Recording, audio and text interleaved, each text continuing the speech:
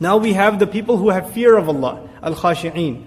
And now their description is being given. Number one, الَّذِينَ يَظُنُّونَ أَنَّهُمْ مُلَاقُو رَبِّهِمْ. And number two, وَأَنَّهُمْ إِلَيْهِ رَاجِعُونَ. These are the people who are thoroughly convinced. This is dhanna is a difficult word to talk about in Arabic because in English there's no literary equivalent. One of the names of Arabic is lughatul adad. What that means is the language of opposites.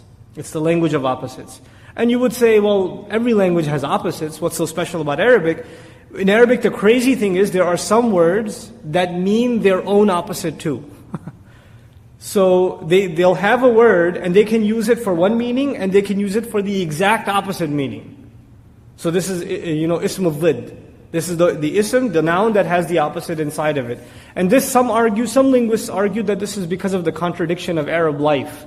For instance, they lived in the desert, which the desert by definition is death. But for them it is their life. So their life itself is a kind of contradiction. The snake is a symbol of death.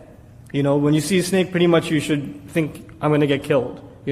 But the word for snake is hayya, which is literally the word for life also, because it's moving in the desert, in the stillness of the desert. So they have these words that have duality in meaning. Same thing the case with the word dhanna. Dhanna in Arabic, one meaning of it is, that's the popular ma'ruf meaning, is to assume. Or to have an assumption that's not based on any conviction. But at the same time, dhanna also means to have the strongest possible conviction.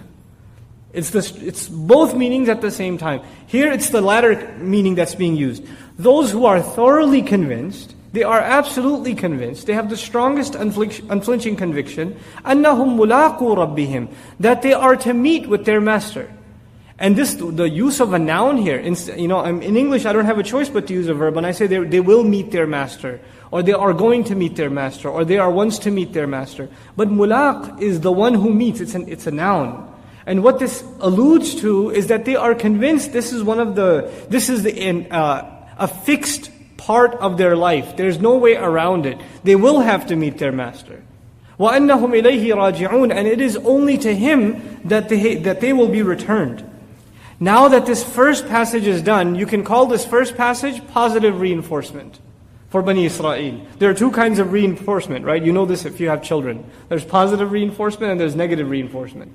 Allah began with them with positive reinforcement. You should thank Allah, thank Him for His favors, establish prayer, etc. He gives them a list of things that they should do and should return to.